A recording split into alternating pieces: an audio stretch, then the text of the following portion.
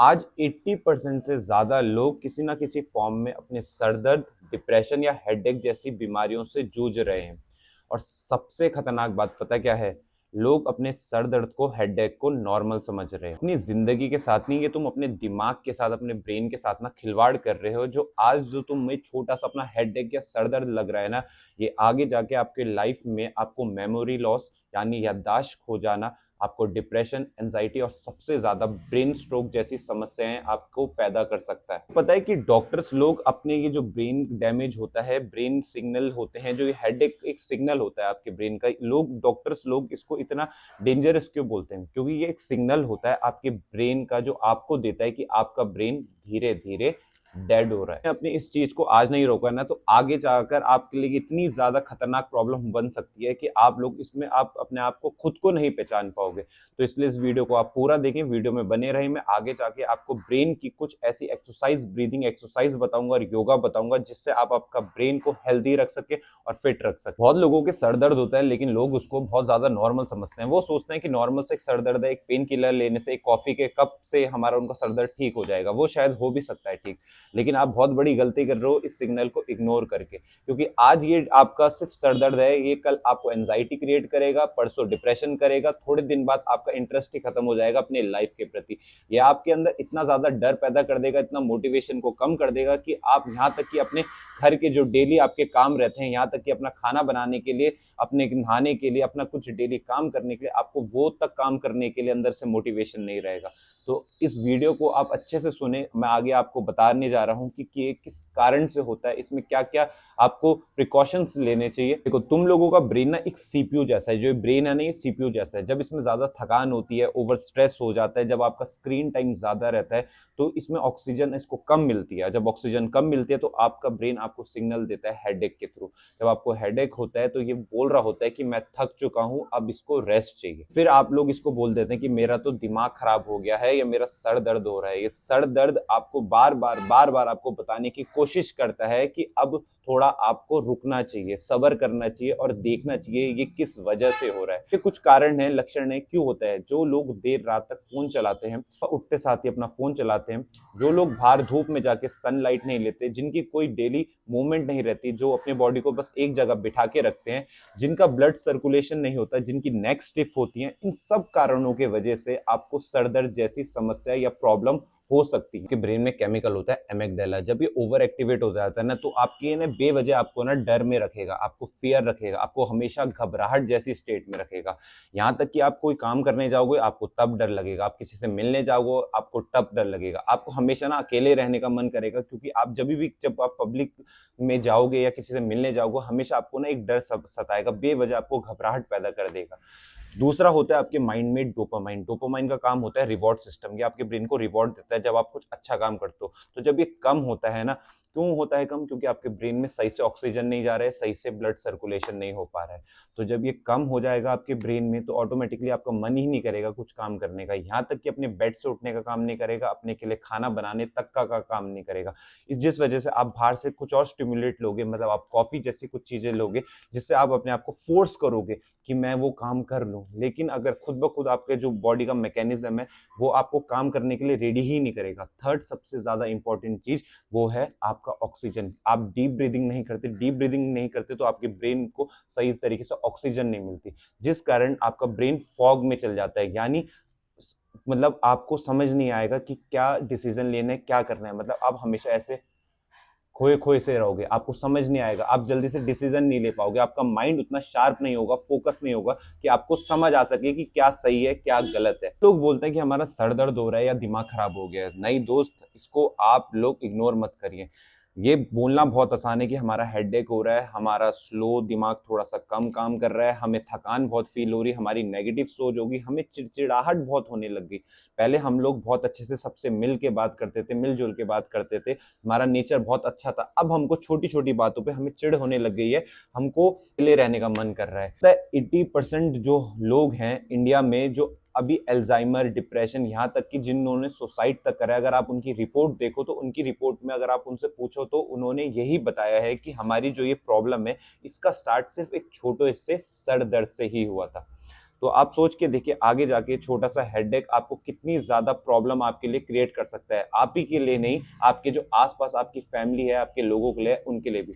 तो इस वीडियो को आज आप पूरा देखो, मैं आपको आगे चल के ऐसी बहुत सारी एक्सरसाइज बताऊंगा आपके योगा के लिए, आपके बॉडी के लिए, जो आपके माइंड को फिट भी रखेगा और हेल्दी भी रखेगा। सबसे अच्छी बात है कि इसको हम अच्छे खुद कर सकते हैं, हमें कहीं जाने की जरूरत नहीं है, हमें कोई महंगी मेडिकेशन से हमें कोई सर्जरी कराने की जरूरत नहीं है, बाहर से कोई इनटेक करने की जरूरत नहीं है। सिर्फ छोटी सी कुछ ब्रीदिंग एक्सरसाइज और कुछ मूवमेंट से आप लोग इसको बहुत आसानी से ठीक कर सकते हैं। और ठीक भी नहीं, मैं ये बोलूंगा, अगर आप इसको रेगुलर डेली प्रैक्टिस करेंगे तो आप देखेंगे आपका ब्रेन कितना ज्यादा फोकस्ड हो गया है और कितना ज्यादा स्ट्रांग बन रहा है। चलिए शुरू करते हैं। सबसे पहले अपनी एक्सरसाइज से हम करेंगे डीप ब्रीदिंग का अभ्यास, मतलब डीप ब्रीदिंग करनी है। कैसे करनी है, उसके लिए आपको अपने सिंपली स्ट्रेट बैठ जाना है, अपनी स्पाइन को सीधी रखनी है, अपनी स्पाइन को हमेशा स्ट्रेट रखें, स्पाइन को ऐसे झुका के ना बैठें, स्पाइन स्ट्रेट रखें।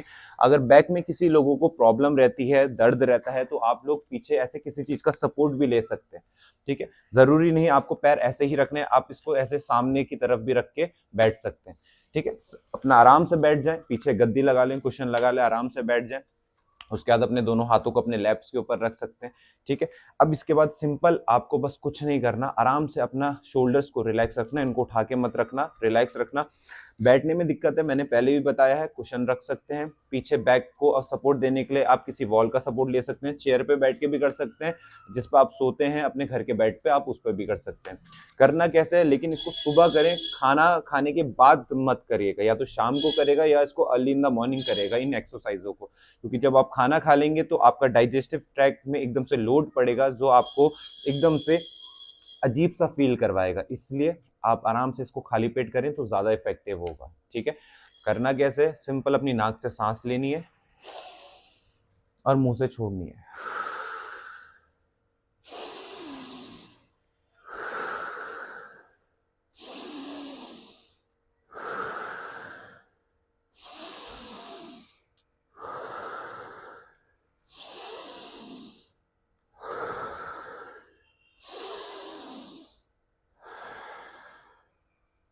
ऐसा आपको कम से कम 10 से 20 बारी करनी है। नाक से सांस लेनी है, मुंह से सांस छोड़नी है, नाक से सांस लेनी है, मुंह से बाहर छोड़नी है। इससे होगा क्या ना, ये डीप ब्रीदिंग से होगा क्या, आपके ब्रेन को ना 30% ज्यादा ऑक्सीजन मिलेगा। जब ज्यादा ऑक्सीजन मिलेगा ना, आप खुद उसी टाइम ऑन टाइम फील कर पाओगे कि आपका माइंड ज्यादा रिलैक्स फील कर रहा है, आप ज्यादा शांत फील कर रहे हैं, ठीक है। ये हमारी फर्स्ट एक्सरसाइज है। दूसरी एक्सरसाइज आपको करनी है अपनी ये शोल्डर्स रोटेशन, ठीक है। ऐसे शोल्डर्स रोटेट करने हैं, ठीक है, 5 to 10 टाइम्स इनको रोटेट करना है। इसी के साथ आप इसको फिर ये ऐड कर सकते हैं, आप नेक रोटेशन, अपनी नेक मूवमेंट आराम आराम से। अगर नेक में पेन रहता है तो बहुत आराम आराम से करना है, ठीक है। नेक रोटेशन, शोल्डर्स रोटेशन, ये आपको करना है। ये भी आप कम से कम 3 राउंड्स कर सकते हैं, 10-10, 20-20 के। अगर आप अभी बिगनर हैं तो आराम आराम से करेंगे, ठीक है। अगर आप थोड़ा सा इंटरमीडिएट है, एडवांस आप ऑलरेडी प्रैक्टिस कर रहे हैं, तो आप इसको एक्सटेंड भी कर सकते हैं। आप इसके 5 राउंड्स कर सकते हैं, 20-20 ईच के, ठीक है।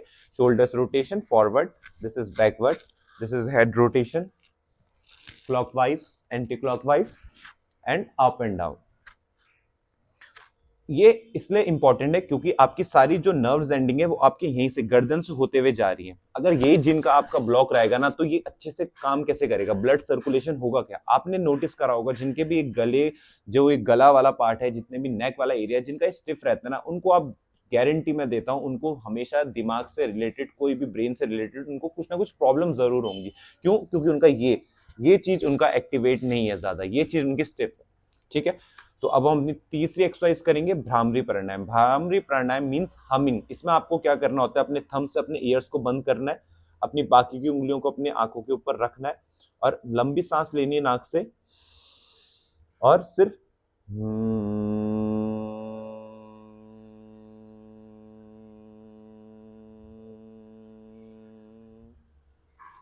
इस तरीके से आपको साउंड करनी है, ठीक है। ये एक राउंड है। फिर आप इसको अगर करना चाहें तो वापस आप फिर से सांस लें,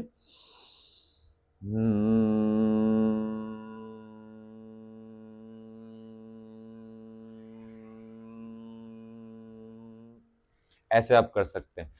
इसके भी आप कम से कम 5 to 10 राउंड्स करें, ठीक है। ये हमिंग क्या करेगा, इसको हम भ्रामरी प्राणायाम कहते हैं। ये क्या करता है, आपके बॉडी के अंदर एक नर्व्स होती है जिसको कहते हैं वेगस नर्व। इसका काम है आपके अंदर पैरासिम्पैथेटिक नर्वस सिस्टम को एक्टिवेट कर देना, जिसका काम होता है आपको एकदम रेस्ट और स्ट्रेस फ्री और कामनेस फील करवाना।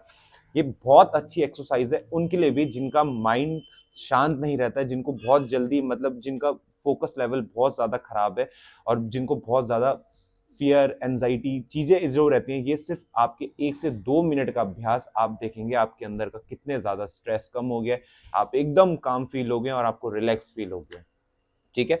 तो पहला मैंने जो बताया आपको, डीप ब्रीदिंग नाक से लेनी है, मुंह से छोड़नी है, नाक से लेनी है, मुंह से छोड़नी है। सेकंड आपकी rotation, shoulders rotation, neck rotation, ठीक है। थर्ड आपकी भ्रामरी हो गई।